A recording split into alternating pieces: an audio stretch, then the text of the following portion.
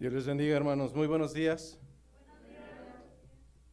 Damos gracias al Señor porque en su misericordia nos permite estar juntos una vez más, reunidos en este lugar donde hacemos una sola cosa y es adorar, exaltar el nombre de nuestro Señor. Una vez más, el Señor, en cuanto a su gracia, nos permite estar juntos para alabarle, para glorificarle, para exaltar su presencia, para dar a conocer al mundo las buenas nuevas de salvación, la gracia que nos ha alcanzado y que estamos totalmente certeros que seguirá alcanzando a los suyos, a los que le pertenecen. Por eso es que en esta mañana damos gracias al Señor, pues solamente Él es rico en misericordia. Una vez que nuestro hermano nos ha hecho favor de orar, vamos directamente a la palabra, damos continuidad al libro de Jonás y en esta ocasión nos toca dar seguimiento al capítulo número 1, versículo 13 a versículo 17. Solamente estaremos leyendo 3 a 4 versículos y esperemos en la misericordia del Señor nos dé el entendimiento para poder no solamente escuchar, sino también para poner por práctica en nuestras vidas cada una de las cosas que el Señor permita que hoy aprendamos. Dice la palabra del Señor en el libro de Jonás, capítulo número 1, versículo 13 y hasta el versículo número 17. Y aquellos hombres trabajaron para hacer volver la nave a tierra, mas no pudieron porque el mar se iba embraveciendo más y más contra ellos. Entonces clamaron a Jehová y dijeron: te rogamos ahora, Jehová, que no perezcamos nosotros por la vida de este hombre, ni pongas sobre nosotros la sangre inocente, porque tú, Jehová, has hecho como has querido. Y tomaron a Jonás y lo echaron al mar, y el mar aquietó su furor, y temieron aquellos hombres a Jehová con gran temor, y ofrecieron sacrificio a Jehová, e hicieron votos.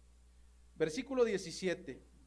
Pero Jehová, ¿qué dice? Pero Jehová tenía preparado un gran pez que tragase a Jonás, y estuvo Jonás en el vientre del pez 3 días y 3 noches. Pues en esta mañana, cercana ya tarde, damos gracias al Señor porque a través del texto de Jonás ciertamente ha traído enseñanza, ciertamente ha traído conceptos que son sumamente prácticos, y realmente quien busca tener entendimiento no necesita escudriñar mucho acerca de este libro. De verdad que la enseñanza del Señor es tan práctica que solamente un necio no la pone por práctica. Hay tanta claridad en cuanto a la enseñanza del Señor hacia la vida de los modernos Jonás, que en verdad necesitamos clamar por misericordia para tener una recapitulación de lo que ha sido el breve trayecto de unos cuantos versículos del libro de Jonás, que ciertamente concuerdo con nuestro hermano David, es un libro sumamente hermoso. A manera de recapitulación, recordamos que todo inicia en la historia de Jonás mediante un Dios que es totalmente soberano. La historia comienza a través de una ordenanza que proviene de Jehová. Y entonces damos cuenta que si bien la historia es una historia que pudiéramos decir que es práctica bajo el sentido en que queremos ser los Jonás modernos, realmente siempre se ha tratado de Dios y jamás se ha tratado acerca del hombre. La propia historia de Jonás inicia con una orden ¿de quién? De Dios. La desobediencia de Jonás trajo consecuencias. ¿Y quién fue quien trajo la tormenta? ¿Jonás? No, la tormenta la trajo Dios. Más adelante veremos cómo es que hay un ruego, hay una súplica aún por parte de los gentiles. ¿Hacia quién? ¿Hacia Jonás? No, hacia Dios. Y finalmente veremos que si se ha de cumplir la voluntad, no fue la voluntad de Jonás, fue la voluntad de Dios. Sin embargo, recordamos que Dios es soberano, y tal como lo veíamos hace 2 reuniones más delante de Dios, todo se sujeta, absolutamente todo, a excepción del hombre. El hombre bajo su necedad es capaz de hacer omisión de las ordenanzas de su Señor, y así fue el caso de Jonás. Recordamos cómo es que recibe una orden por parte de Dios diciéndole: levántate, levántate y anda y ve y pregona contra aquella ciudad llamada Nínive. ¿Cuál era la razón? Porque su maldad era tanta que había subido delante de él. En otras palabras, Jonás ve y confronta su pecado para que ellos alcancen misericordia. Llegábamos a una conclusión de cómo es que confrontar el pecado no es cosa sencilla, más cuando tenemos un espíritu de cobardía. Sin embargo, en el caso de Jonás, la omisión de esta ordenanza era por detestar a los propios gentiles de Nínive.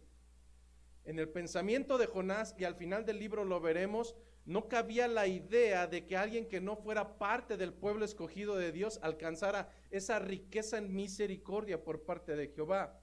Así es que Jonás se levanta no para cumplir la ordenanza de Dios, sino para huir de la presencia de aquel que decía temer, y entonces huye de su presencia, lejos de la presencia de Dios.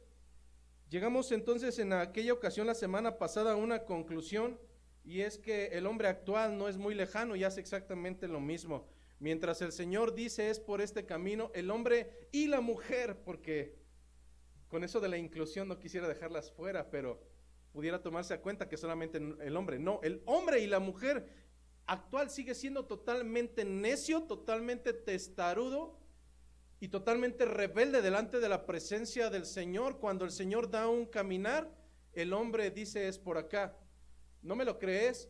Pregúntale a tus hijos. Mientras el Señor habla acerca de un yugo que no es desigual, los hijos hacen lo contrario.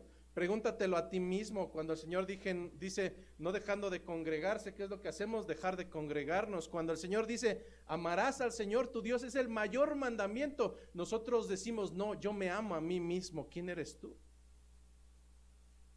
Entonces las cosas no han cambiado y la desobediencia a Dios, sin embargo, debemos de tener en cuenta que siempre, absolutamente siempre traerá consecuencias. Nadie se puede burlar de Dios. Nadie puede huir de su presencia por más que quiera. A veces podemos alegar, ay hermanito, téngame paciencia, pues es que yo así soy. Bueno, esa naturaleza de así como tú eres, no encontrará un resguardo delante de Dios sin encontrar sus propias consecuencias.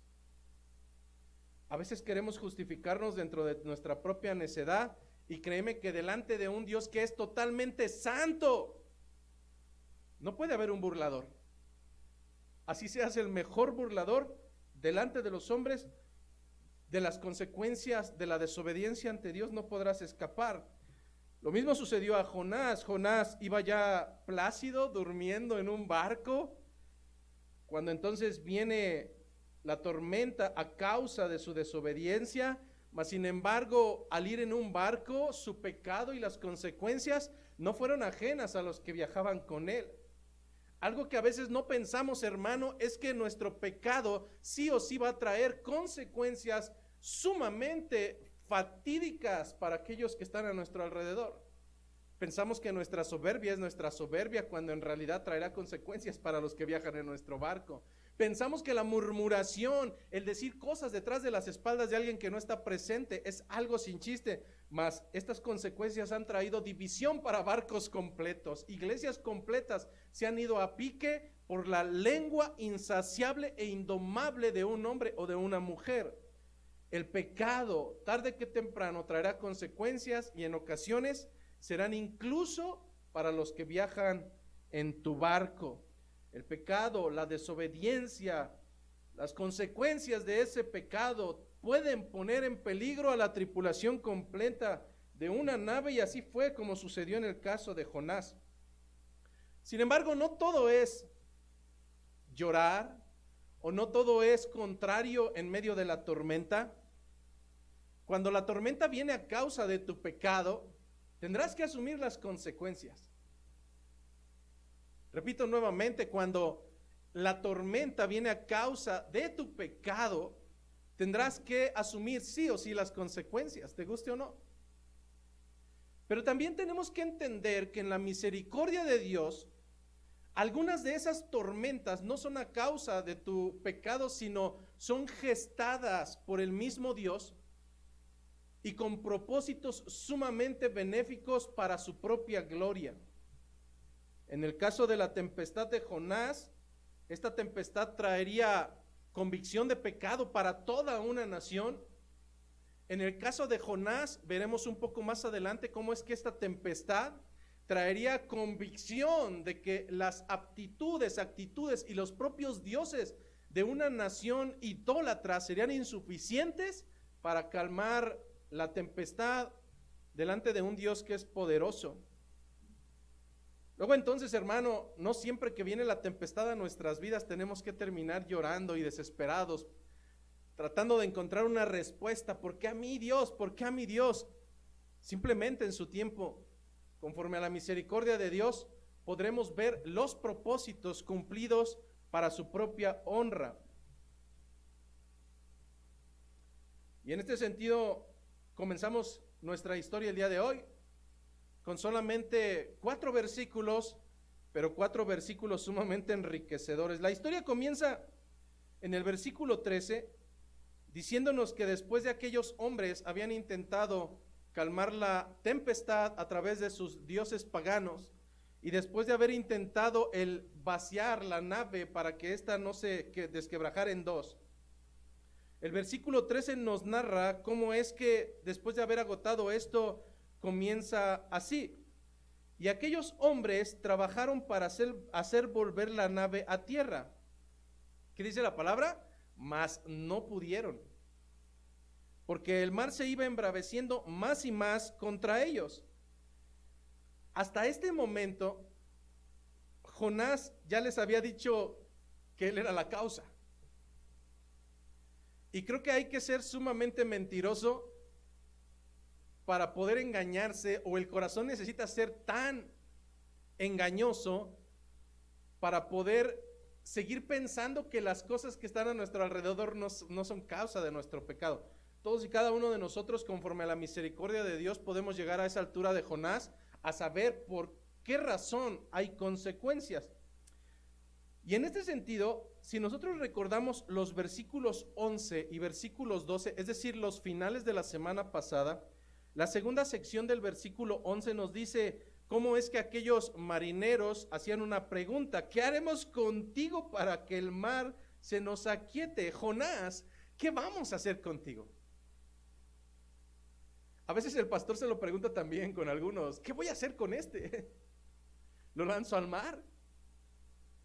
Sin embargo, dice el versículo 12, es decir, el último de la semana pasada, que él les respondió, es decir, Jonás les dijo: tomadme y echadme al mar, y entonces el mar se aquietará, porque por causa de mí ha venido esta gran tempestad sobre vosotros. Láncenme al mar. ¿Cuántos de nosotros podríamos no tomar esa invitación tan apetitosa? Imagínate los Jonás a tu alrededor. Imagínese por un momento un Jonás a su alrededor, aquel que lo hace a cada rato como relinchar y que le dijera: está bien, todo esto es a causa de mí, lánzame al mar. Yo creo que muchos de nosotros estaríamos tentados a realmente tomarle la palabra a Jonás, agarrarlo de las greñas y lanzarlo al mar. ¿Qué hicieron estos hombres aún siendo gentiles? Aún siendo gentiles, estos hombres no lo hicieron, al menos no de manera inmediata. Ellos, siendo gentiles y aún sin tener una comunión con Dios, fueron movidos a misericordia. El texto 13 nos dice que ellos, en vez de tomarlo después de esa invitación tan apetitosa de lanzarlo por la borda, Antes de lanzarlo, comenzaron a trabajar para tratar de hacer volver esa nave a tierra. Nosotros, como esos Jonás en la vida de alguien que se está hartando de nosotros, creo que en muchas ocasiones realmente nos harían a un lado. Si el barco se está yendo a pique por causa de alguno de ustedes, creo que es muy tentador realmente tomarles la palabra y decirles, está bien, no vuelvas más. Pero creo que hoy tenemos un gran ejemplo a causa de un grupo de personas que no conocen a Dios y aún son movidos a misericordia, tratando de hacer todavía lo último, agotar la última de las posibilidades para poder nivelar ese barco y que ninguno de los tripulantes sufriera las consecuencias de tener tranquilidad. Estos hombres movidos a misericordia, misericordia es igual a la capacidad de sentir compasión por los que sufren y brindarles apoyo. Estos hombres, siendo gentiles, muestran esa capacidad de sentir compasión por quien no debería de merecerla. Esto es lo que hace el Señor con nosotros. Esto es lo que hace Dios contigo y conmigo. Ese es el ejemplo que deberíamos de seguir nosotros a cada instante. Hay un concepto más acerca de misericordia y el cual me fascina porque refleja el atributo de Dios y dice: misericordia es la tendencia a hacer lo bueno, es la tendencia a hacer lo bueno aún por quien no lo merece. Jonás no lo merecía. Pero bienvenido al mundo de Jonás. ¿Quién te dijo que tú merecías la misericordia de Dios? ¿Quién te dijo que tú tienes algo de valor para presentar delante de Dios como para ser rescatado en gracia? Pero lo más curioso es que en estas sillas tenemos patanes y patanas que, habiendo recibido misericordia tan grande delante de Dios, no son capaces de dar un gramo de misericordia. Pudiera decirte que a la luz de la escritura del día de hoy, incluso son peores que los gentiles. Estos gentiles no conocían de Dios, no conocían de las escrituras.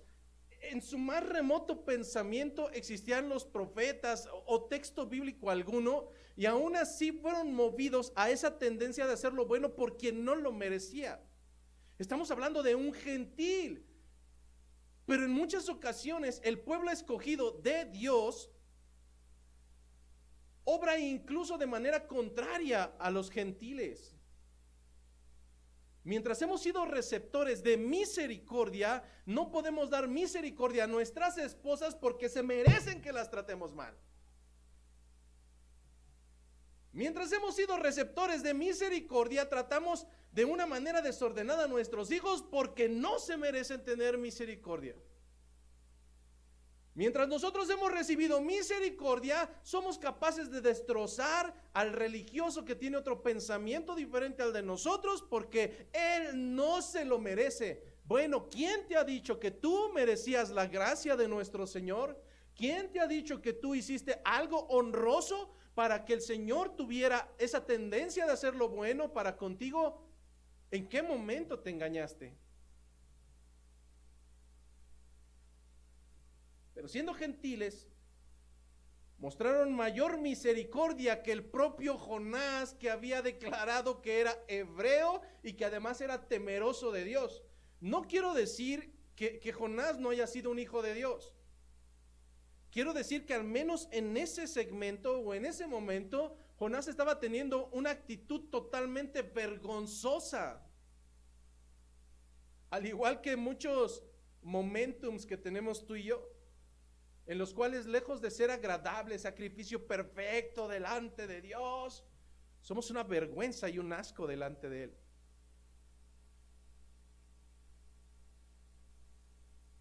Mientras Jonás había recibido una ordenanza para ir y extender misericordia, y no lo hizo, sino por el contrario, fue al rumbo y al extremo contrario, ahora estos tripulantes le están dando un ejemplo realmente fuerte. Jonás, a diferencia de ellos, se rehusó a llevar la advertencia a Nínive para arrepentimiento. Más tarde nos daremos cuenta cómo es que Dios no necesita ni siquiera de Jonás, ni de su voluntad. ¿Cómo es que Jonás no es quien interesa en este segmento? ¿Cómo es que con Jonás y sin Jonás Dios traerá y cumplirá su propósito? Y si puede prescindir de él, créeme que puede prescindir de ti. Puede prescindir de mí.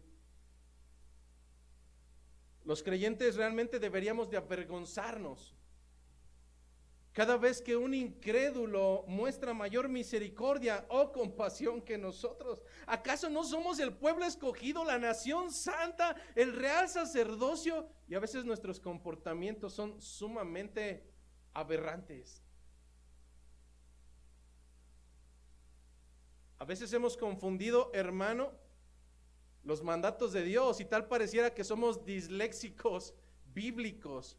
Un disléxico es aquel que fácilmente confunde la izquierda con la derecha, que pone una B en vez de la D, que pone una M en vez de la N, que cambia las palabras, que las traspola lingüística y escrituralmente. A veces somos como esos disléxicos, pero bíblicos. Manipulamos las escrituras. Y entonces pensamos que el Señor nos dio un mandato de amarnos a nosotros mismos o amar a los que nos aman. El mandato no es amar a quien me ama. El mandato no es amar a quien te trata bien. El mandato no es amar a quien se lo merezca.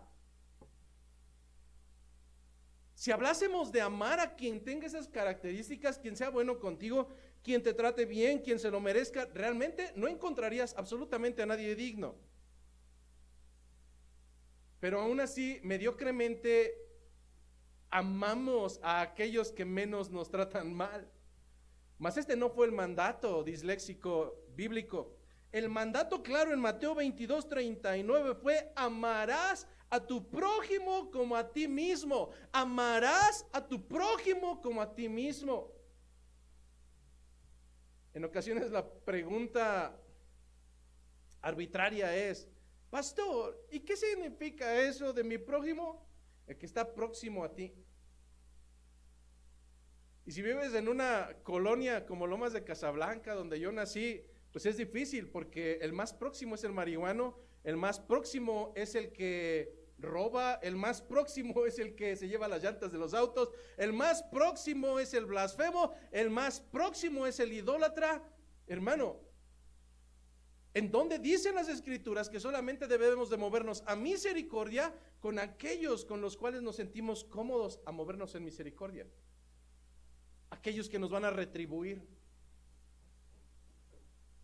No sé qué ruidito hay ahí, porfa, para que lo revisen.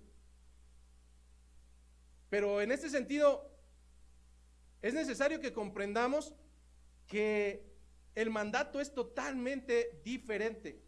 El mandato es amar aún a quien no se lo merezca. Y entonces, ante esa característica, ¿a quién podemos distinguir? ¿Acaso será diferente el drogadicto al mentiroso? No, son igual de pecaminosos. ¿Acaso será diferente el mentiroso y el desobediente a los padres? ¿Será diferente a la prostituta? Absolutamente no. ¿Acaso será diferente el asesino al violador o al que encubre sus pecados? No, todos son iguales por cuanto han pecado, están destituidos de la gloria de Dios. Entonces, hermanos, es vergonzoso cuando el propio gentil nos pone en nuestro lugar, cuando da más muestras de misericordia, aunque aquellos que decimos estar dentro de los propósitos de Dios. Mas, sin embargo, estos gentiles del barco no solamente mostraron misericordia. Continúa narrando el versículo 14. No solamente mostraron misericordia, sino que el versículo 14 nos dice que entonces además clamaron a Jehová. Clamaron a Jehová y dijeron: te rogamos ahora, Jehová, que no perezcamos nosotros por la vida de este hombre, ni pongas sobre nosotros la sangre inocente, porque tú, Jehová, has hecho como has querido. Wow. Un gentil que no solamente clama a Jehová, un gentil o varios gentiles que no solamente claman, sino que también le ruegan, y finalmente un grupo de gentiles que absorben, declaran y publican que Dios es soberano, que Él ha hecho como ha querido. La tormenta fue a causa de la desobediencia de Jonás. Eso no hay lugar a duda. Sin embargo, la tormenta tenía propósitos aún mayores. ¿Sabes? En medio de la tormenta, en ocasiones queremos hacernos tan religiosos que decimos: no, es que sí, esta tormenta fue diseñada por Dios para mí, porque me quiere perfeccionar, y es que yo ya estoy un poquito más adelante que los demás, pero todavía necesito que me pula algo ha de haber, cuando en realidad muy probablemente la tormenta ni siquiera es para ti. A veces nos creemos tan importantes delante de la presencia del Señor que en ocasiones ni siquiera la tormenta es para ti. En una tormenta de desempleo, ¿para quién será la prueba? ¿Para el desempleado? No, también para la familia. Después de haberlo vivido un año completo, nos dimos cuenta que la tormenta no solamente era para la cabeza de hogar, que ciertamente estaba ya en desesperación, y volver a confiar en el Señor. La tormenta aún incluía a los que estaban dentro del barco, que seguramente también tenían sus propios pensamientos, sus propias angustias, para que el barco completo confiara y retomara el pensamiento en el Señor. En ocasiones hay una alta probabilidad de que incluso nosotros no seamos ni siquiera el instrumento. A través de nosotros se puede gestar y orquestar toda una gran tormenta, pero realmente la tormenta tendrá propósitos para los integrantes del barco y no para el capitán. La tormenta ocasionada por Jehová hizo que los gentiles clamaran a Dios. Hizo que en medio de su desesperación pudieran, después de haber agotado cada una de las posibilidades, ya habían orado a sus dioses, ya habían hecho con sus fuerzas, habían intentado incluso regresar al barco hacia tierra firme, y vieron que todo era totalmente inútil.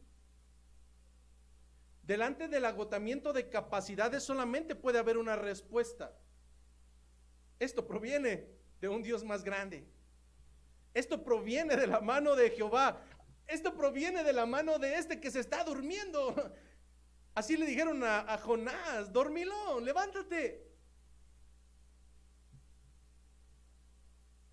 Clamaron a sus dioses, no hubo respuesta. Hicieron mediante sus fuerzas, no hubo un cambio absoluto. El propio Jonás les había declarado que esto todo venía a causa de su propia desobediencia, así es que esos hombres comprendieron que había una fuerza totalmente más grande que cualquier esfuerzo. Había un Dios por encima de todos esos diositos. Y entonces pudieron llegar a una conclusión: es necesario que clamemos por la misericordia, pero por la misericordia de aquel que es capaz de gestar una tormenta, de empeorarla para cumplir sus propósitos. Es necesario clamar la misericordia de Jehová de los ejércitos. Por tanto, estos hombres no solamente clamaron, ellos rogaron a Jehová. ¿Qué diferencia hay entre clamar y rogar? El diccionario es sumamente hermoso porque nos da el significado de ambas. Cuando hablamos de clamar, es pedir algo a grandes gritos, con desesperación. Pero cuando encontramos la palabra rogar, es sumamente hermoso porque dice que rogar es pedir algo en especial cuando se pide con humildad, con humildad. Estos hombres estaban reconociendo delante de Dios que no había manera de poner ese barco a flote. Creo que en este barco no iba ninguna Christine de Cleiro. Ninguno de ellos ordenó a Dios. Ninguno de ellos le puso un jaque diciendo, si no me cumples yo me aviento o me tiro o no te sigo. No, no, no. La palabra hermosa que se utiliza en el castellano, rogar, es pedir a alguien algo, en especial con humildad y como favor, no como una negociación. Finalmente vemos cómo es que dentro de la historia de estos hombres sabían que había que hacerse sí o sí del pecador. Versículo 15 nos dice cómo es que entonces tomaron a Jonás y lo echaron al mar. Y el mar se aquietó de su furor. Es aquí cuando los creyentes modernos comenzamos y decimos, ay, qué hombres tan malvados, pastor, ¿por qué lo lanzaron al mar? Pastor, primero se hubieran juzgado a ellos mismos y después hubieran juzgado al pobre Jonás. Pastor, ellos debieron de haber primero quitado la viga de sus ojos y después haber quitado la paja del ojo de Jonás. Pastor, ¿quiénes son ellos para juzgar? Solo Dios conoce el corazón de los hombres. Hermano, quiero decirte que si estos hombres, siendo gentiles, desecharon a ese por causa del cual venía la tormenta, en la iglesia es exactamente lo mismo. A veces será necesario sacar de la barca el motivo de la tormenta, y mayormente cuando la causa de la tormenta es pecado.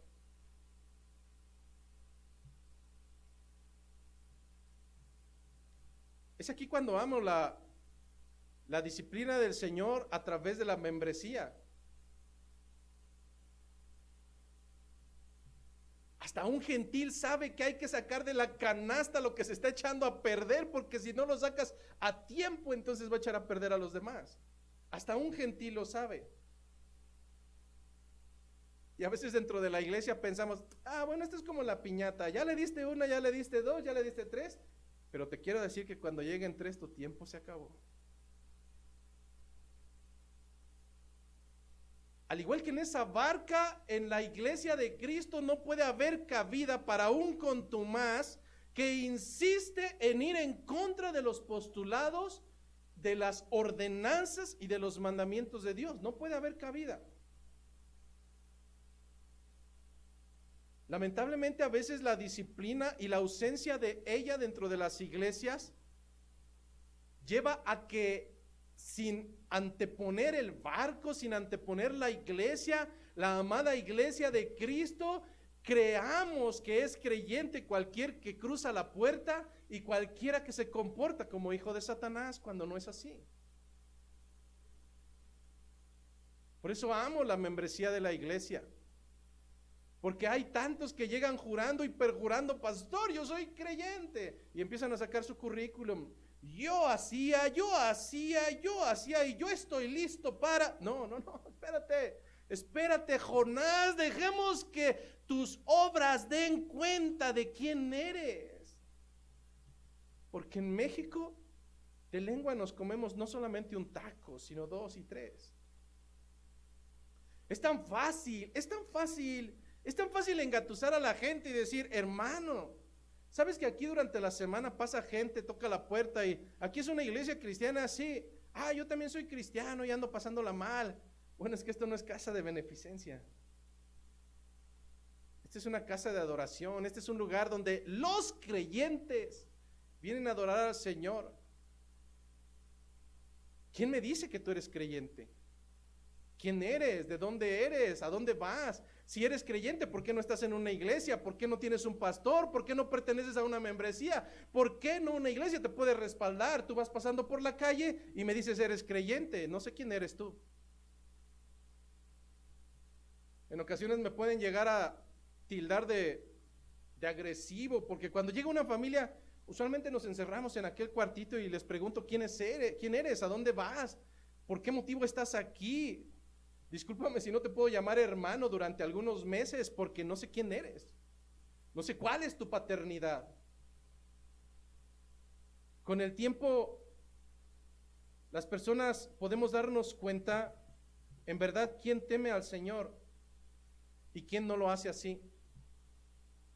Jonás no hacía unos cuantos momentos que declaró públicamente ante estos hombres: soy hebreo y temo a Dios.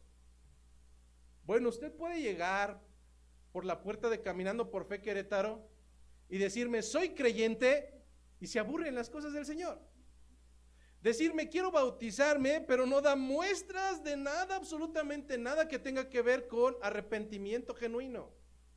Usted puede decirme: pastor, soy o fui el papas fritas de la anterior iglesia, y realmente no dar cuenta de que en verdad no ha nacido de nuevo. Pastor, usted no conoce mi corazón. No es necesario. De la abundancia se está desbordando tanto que lo percibimos todos, menos tú, porque engañoso es el corazón.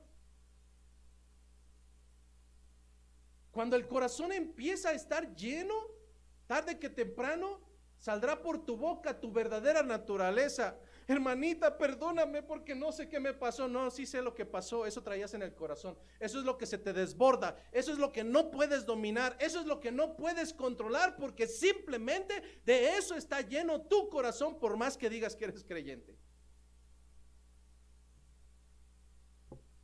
Las cosas espirituales, hermano, no se pueden ocultar.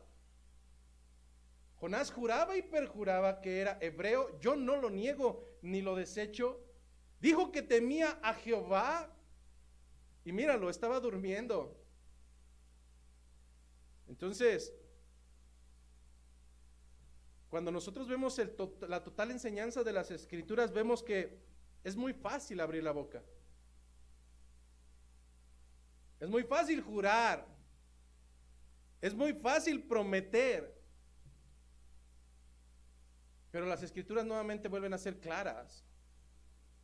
Por sus frutos, por sus frutos, por sus frutos los vamos a conocer. Versículo 16. Nos dice las Escrituras en el versículo 16 que entonces temieron aquellos hombres con gran temor, después de que lanzaron a Jonás y vieron que inmediatamente todo se tranquilizó. Entonces temieron aquellos hombres a Jehová con gran temor y ofrecieron sacrificio a Jehová e hicieron votos. Es decir, todo lo que pudieron hacer no tuvo ningún resultado, pero ahora en 3 segundos que avientan a Jonás, la mano de Jehová lo hace. Nosotros le llamamos poder de Dios. Eso es el poder de Dios. Y hay algo que podemos tener cierto, y es que ante el poder de Dios no queda más que hacer lo que hicieron estos hombres que eran ingenuos. ¿Qué hicieron? Ofrecer sacrificio y hacer votos, es decir, prometer servirle. Sin embargo, nuevamente, a la luz de las Escrituras y de una manera muy práctica, ese es el común denominador, o ese debiera ser la naturaleza. Es decir, si tú recibes misericordia, si tú recibes bendición, llámale de la manera que le llames, si tú recibes un milagro en tu vida, si el Señor obra en favor tuyo de una manera extraordinaria, ¿cuál debería de ser la naturaleza? Hacer lo que hicieron estos gentiles, hacer sacrificio delante de Él y rendir tu vida como promesa de servirle. ¿Es eso lo que en verdad sucede en nuestras vidas cotidianas? No, no es así. Lamentablemente, a veces el creyente, y hay altas probabilidades que aquí tengamos sentados algunos, lamentablemente el creyente es sumamente mezquino.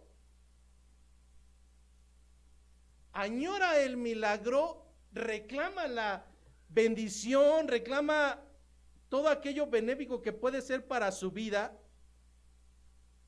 y una vez que recibe, simplemente da marcha atrás. Señor, si me das un trabajo, yo te prometo que yo te serviré y que bla, bla, bla, bla, bla, bla, bla, bla, bla. Señor, si me sanas a mi familiar y tú le das la oportunidad que te conozca, entonces yo, bla, bla, bla, bla, bla, bla, bla. Señor, si realmente tú cumples este capricho, yo... Esto es vergonzoso porque lo vemos de manera continua dentro de la iglesia. El joven, el adolescente, el adulto, el anciano clama por una necesidad, clama por una necesidad y entonces trata de negociar con el Señor para que por su cumplimiento entonces el Señor reciba algo. Y usualmente, ¿sabes qué es lo más paradójico? Que el Señor contesta, que el Señor cumple, que el Señor complace, pero lo más curioso es que el Señor obra tantas veces en tu vida y de todas maneras, una vez que recibes lo que estabas suplicando, nuevamente vuelves a ser el mismo tibio que siempre has sido. Wow. Bienvenidas nuestras visitas. Pediste, el Señor te dio. Rogaste, el Señor obró. Tuviste necesidad, el Señor suplió. ¿Y dónde te encuentras ahora? ¿Realmente sirviéndole conforme tú lo prometiste? ¿O volviste nuevamente a tu pereza, a tu ociosidad, a tu comodidad, a tu propia silla donde dices me siento cómodo? ¿Cuándo será la próxima vez que supliques como... Iba a decir nena, pero no sé si es la palabra correcta. Pero ¿cuándo va a ser la próxima vez que estés hasta el cuello, hasta el desborde y que nuevamente tus capacidades te lleven a suplicar por misericordia? ¿Para qué? Para que nuevamente el Señor obre en tu vida y otra vez tú a los 5 minutos seas como Dory de Finding Nemo. Gracias, Señor, gracias. ¿Qué? Vamos a buscar a Nemo. Qué vergonzoso, qué degradante, qué humillante que un hijo de Dios suplique por misericordia, la obtenga y 5 minutos después da cuenta que en verdad piensa en Jesucristo como un artículo de uso, que lo saco cuando lo necesito y lo desecho cuando me ha servido ya. Lamentablemente el creyente en muchas de las ocasiones utiliza al Señor como un trapo para estornudar y echarlo a la basura. Lamentable.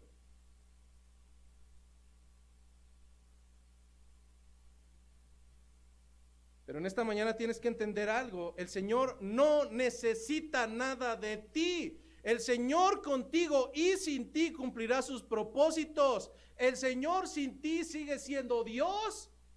Tú sin Dios eres la porquería de donde te sacó. De lo más vil y menospreciado te ha traído. Así es que prometerle a Dios que si te da algo, entonces tú, me imagino a Dios riéndose a carcajadas delante de tu ridícula cara. Pero aún así el Señor tiende a misericordia por quien no lo merece. Y lo seguirá haciendo. ¿Sabes por qué? Porque así es su naturaleza. Si tu naturaleza es servir, te anticipo que la naturaleza de otros es moler. Pero a final de cuentas, por sus frutos los vamos a conocer. Lamentablemente entonces este tipo de actitudes no hacen otra cosa más que catalogarnos como una generación no solamente mala, sino una generación adúltera, una generación mala porque tiende de continuo a hacer lo malo. Eso es su naturaleza, y una generación adúltera porque es capaz de coquetear, bueno, no solamente de coquetear, sino de revolcarse con el primero que se le pase enfrente, espiritualmente hablando y en ocasiones físicamente también. Es decir, Señor, te amo con todo mi corazón, eres lo más importante para mí, pero hay una reunión del trabajo y evalúo, congregación, reunión de trabajo, oración, contra música. ¿Y sabes qué hace la ramera? La ramera se va a donde le coqueteen mejor, donde tenga mayores beneficios. Una generación no solamente mala, sino adúltera. Y de esta manera, ¿por qué sacar esto? Versículo 17. Jehová tenía preparado un pez para que se tragase a Jonás, y estuvo Jonás en el vientre del pez. La versión latinoamericana, la otra versión, perdón, nos dice que era un gran pez, y estuvo ahí 3 días y 3 noches. Y en ese sentido, hermanos, muchos han tratado de descartar este milagro. No, es que a lo mejor esta parte es como más, no tan literal, es como poética. Es decir, no, científicamente, y aquí vienen los epidemiólogos que no son epidemiólogos, pero durante la pandemia tenían remedios para todo. Aquí vienen los que, el pandemia y todas estas. Es decir, no, pastor, es que, ¿cómo vamos a creer que un gran pez comió a Jonás? Esto tiene que ser ficción, esto tiene que ser un sueño, esto tiene que ser una leyenda. Hermanos, si la Biblia dice que un gran pez tragó a Jonás, es porque un pez tragó a Jonás. Nosotros no podemos estar eligiendo qué partes de las Biblias realmente son verdaderas, qué partes de la Biblia no lo son. No podemos poner en duda un solo renglón de la Escritura. Si la Biblia dice que un pez tragó a Jonás, es porque así fue. Porque entonces tendría que poner en tela de juicio que Dios es mentiroso en algunos segmentos y que tú eres veraz. Mas las Escrituras me dicen lo contrario, o sea, Dios veraz y todo hombre mentiroso.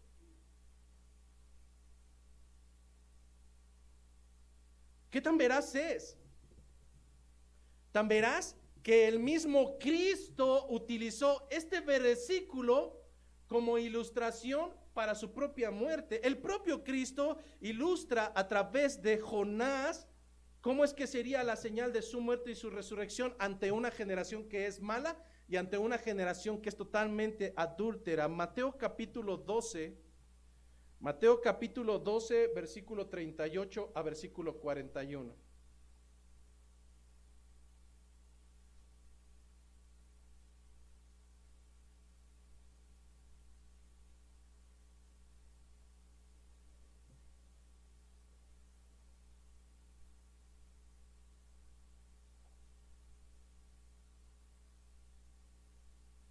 Mateo 12, 38 al 41. Entonces respondieron algunos de los escribas y de los fariseos diciendo: Maestro, deseamos ver de ti señal. Le estaban hablando a Jesucristo. Él respondió y les dijo: la generación mala y adúltera demanda señal, pero señal no les será dada, sino la señal del profeta Jonás.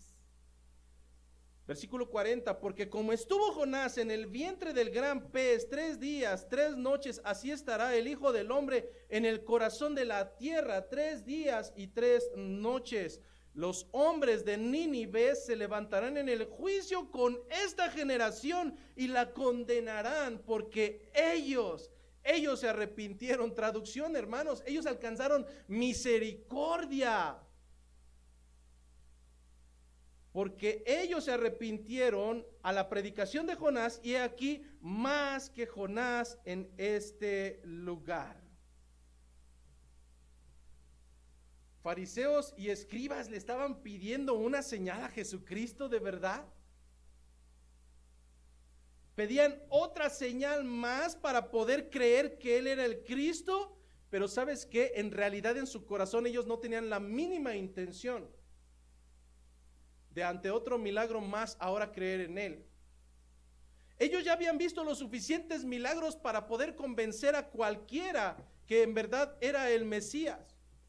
Habían sido testigos oculares muy probablemente de la sanación del leproso, de la sanación del siervo del centurión, de la sanación de la suegra de Pedro. Habían sido totalmente al menos perceptivos de manera auditiva de cómo es que en otra ocasión ya había calmado una tempestad, cómo es que libertó al menos a 2 hombres endemoniados gadarenos, cómo es que sanó a un paralítico, cómo es que libertó a una mujer con 12 años de flujo, cómo es que volvió a la vida a la hija de un hombre principal de la sinagoga llamado Jairo. Así es que después de todo esto, todavía la generación mala y adúltera quiere otra señal. La petición ante Jesucristo era sumamente insultante y descarada. Hablaban de ¿dónde? De la abundancia de su corazón. No querían más milagros, no querían reconocerle como Mesías, querían satisfacer la maldad de su corazón. Así es que más milagros, más evidencias no los haría cambiar de parecer. ¿Cuántos de ustedes recuerdan a aquel hombre que fue llevado al Seol y que suplicaba en medio de sufrimiento que enviaran para que sus hermanos creyesen? Bueno, el Señor mandó, el Señor obró milagros. Sin embargo, cuando un corazón es totalmente pervertido, cuando un corazón es duro, cuando un corazón entenebrecido se encuentre, podrá bajar el mismo Cristo, mostrar sus brazos y sus piernas, y aún así no habrá convicción.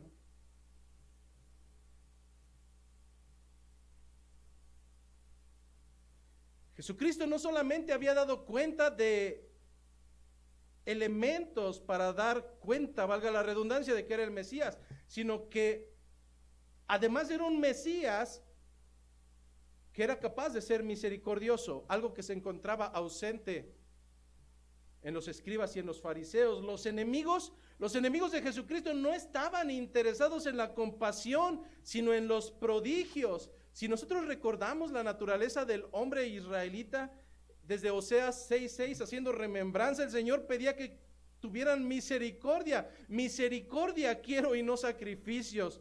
Sin embargo, la respuesta de Jesucristo para esa generación mala y adúltera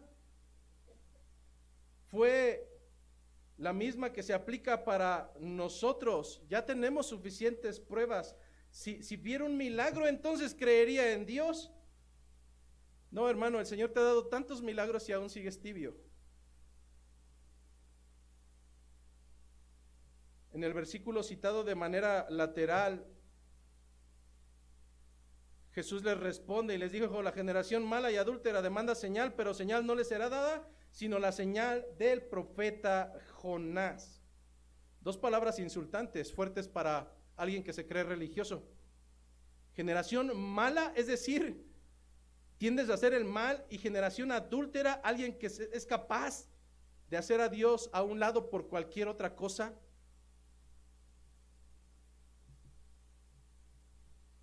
Quisiera ir cerrando en esta mañana, porque ambas historias sabemos el desenlace.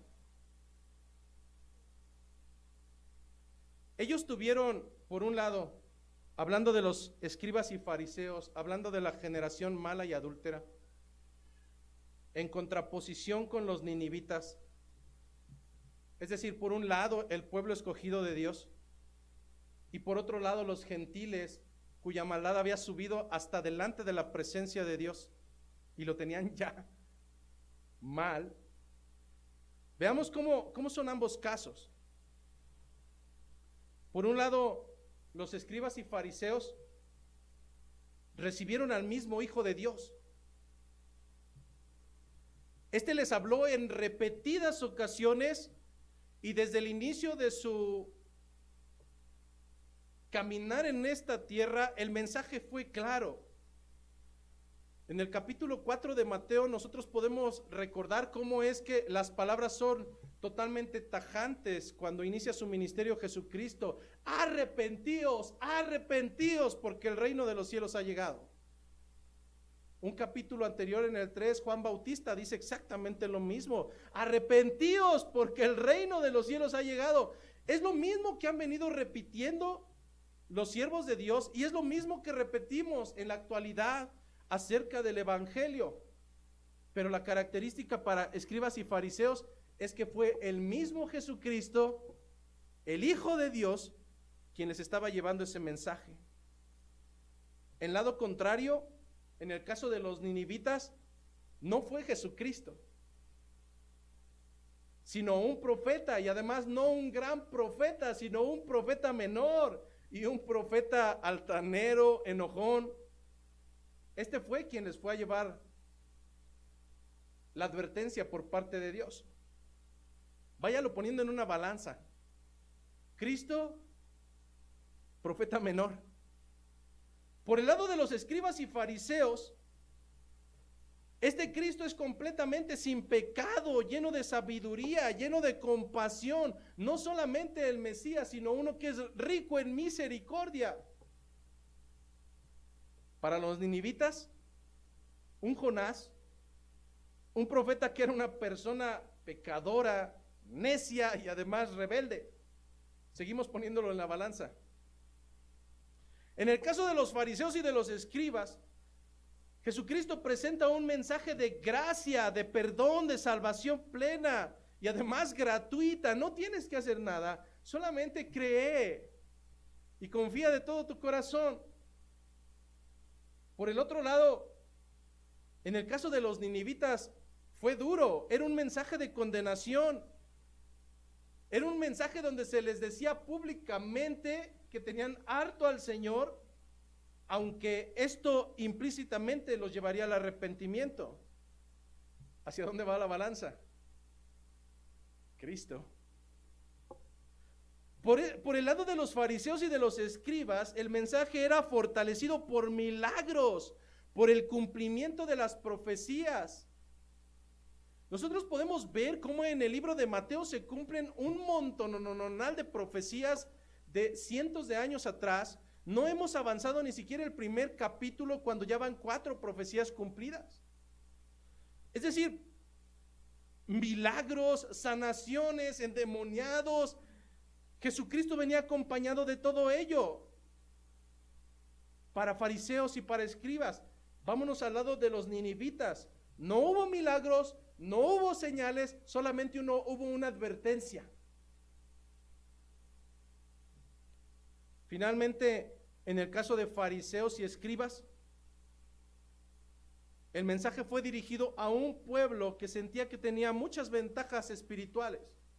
Tenía conocimiento de Dios, históricamente sabían el fundamento, habían sido catalogados como el pueblo escogido. Y por el otro lado, el pueblo de Nínive, un mensaje dirigido a un pueblo sin ninguna de esas ventajas. Por el contrario, el libro de Oseas los cataloga como realmente malvados. Así es que, ¿dónde está el problema? El problema está en quién te predica el evangelio.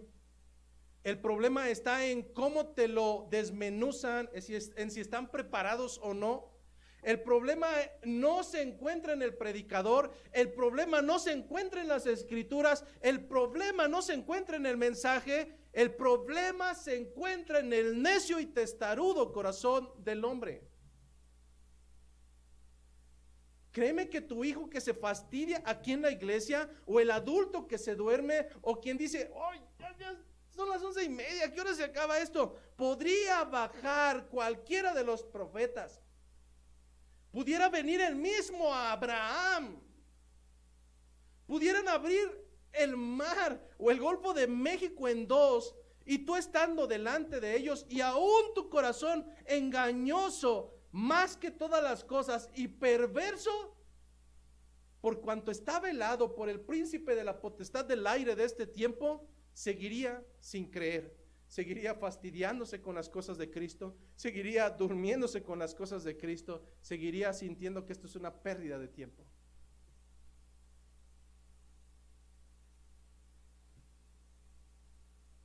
Solamente hay 2 caminos para el hombre. Solamente 2. Escrituralmente no hay un punto intermedio donde tengas oportunidad una vez que te estés chamuscando. No lo hay. Sí existe ese lugar, pero en un libro de literatura, la Divina Comedia de Dante. Pero eso no es la Biblia. Bajo las Escrituras solamente hay dos lugares donde tu alma reposará al final de tus días. El lugar donde no habrá más tristeza, donde no habrá más dolor, donde no habrá más llanto, donde no habrá ninguna de estas cosas, incluso la muerte que ha sido vencida ya, porque las primeras cosas han pasado. Ese lugar donde tu propio Señor limpiará tus lágrimas y donde toda frustración habrá valido la pena por cuanto recibirás el galardón. Y donde estarás por la eternidad. Pero no es el único lugar. Hay otro que será inaugurado, y créeme que cualquier lugar no se inaugura para que no sea habitado. Ese lugar llamado infierno, ese lugar de tormento donde el gusano nunca muere, donde la flama no se apaga, donde cada uno tendrá su parte, donde por la eternidad pagará sus deudas por la eternidad. En esta mañana no te estoy diciendo cuál eliges, porque bíblicamente las Escrituras nos dan una enseñanza, y es que la salvación proviene de Dios. Pero también escrituralmente conocemos que Dios no desecha un corazón que llega humillado a través de su palabra. Un corazón que reconoce delante de Dios mismo que es pecador y que ha intentado ya volver el barco a tierra firme, y que ha intentado orar a otras cosas, y que ha intentado por sus propias fuerzas lograr que ese barco se mantenga, mas todo ha sido inútil. Y al igual que aquellos gentiles, solamente hay una respuesta más, a la cual no solamente rogar con humildad, sino clamar y desgañotarte. Hermano, tanto nos pesan nuestros hijos que son gentiles, tanto nos pesan nuestros familiares que no han alcanzado misericordia, y en ocasiones yo nos veo muy plácidos. A veces cantamos y leemos como el ciervo que brama por las aguas. Yo veo gente que brama por sueño, gente aletargada, porque es normal el evangelio, porque esa historia, pastor, yo ya me la sé. Pero al final de tus días, mi añoranza es que mientras hay vida hay esperanza. Seguiré rogando al Señor para que en ninguno de nosotros se repita la historia de aquel hombre rico que, estando ya chamuscado, suplicará para que incluso le den una gota de agua en su boca, para que incluso permita que los que quedaron en esta tierra reciban un mensaje de salvación. Pues el problema no se encuentra en la palabra, el problema no se encuentra en el expositor, el problema no se encuentra en el fundamento, el problema se encuentra en tu engañoso y perverso corazón. ¿Cuál es nuestra súplica? Señor, extiende tu misericordia. Señor, extiende tu misericordia. Señor, extiende tu misericordia, que mi barco se hunde. Hermano, no deje de clamar por misericordia para este barco y para la pequeña lancha que tiene en su hogar. Aquel que se crea firme, hermano, mire que no caiga. Que la gracia, que la paz, que la misericordia de nuestro Señor esté con cada uno de ustedes.